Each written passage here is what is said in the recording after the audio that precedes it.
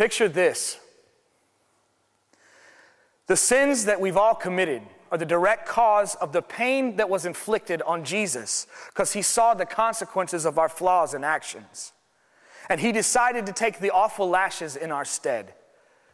So that night you snuck into the club with your fake ID, got drunk and ignored who God called you to be, ignored the danger, laid your body and your head in a complete stranger's bed. Your actions were the lashes that stripped the flesh from Christ's legs.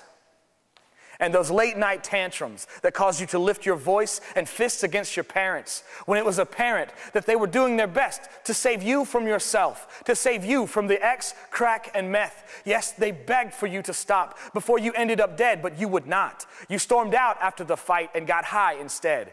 That night, you got Christ whipped across his back until the skin blistered, ripped, and bled. And when you said those awful things to that girl of lower means, just to be mean, just to seem cool to your friends, or when you punched that awkward kid after school, just because you don't like how he looks or how he lives, you delivered the punches and lunges that split Christ's upper lip.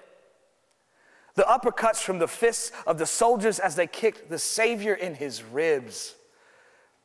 He endures the crown of thorns for your sexting, vehicular homicide while texting, and your porn.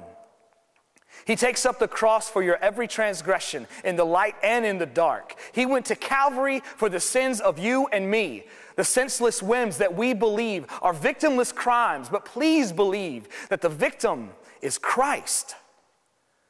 And I hope you see that every time you deceive your parents, teachers, and friends with the lies from your mouth, a nail goes through his right hand, and then he shouts. Yes, listen, and you can hear him yell as a nail punctures and tears the precious flesh of his feet. And he screams for no more. He implores us to cease, but we ignore his pleas, find ourselves on these streets searching for more than we need. Gluttony, envy, and greed feed the need and implant the seed. And indeed, you can't even see that homeless man that can't stand up with his hand out, looking for a hand up. And the irony is, Christ is screaming, he is me. And a nail goes through his left hand because we ignore and left him to die hungry and alone on our way home. And we do it every week. And on that fateful morning, when the cross finally stands and comes to rest, when his knees quake in its wake and there's a pounding in his chest, after everything we've put Christ through for the sins of me and you, he still looks to the heavens and says, "Forgive them, Father, for they know not what they do." But we do, in fact. Daily we nail Christ to the cross.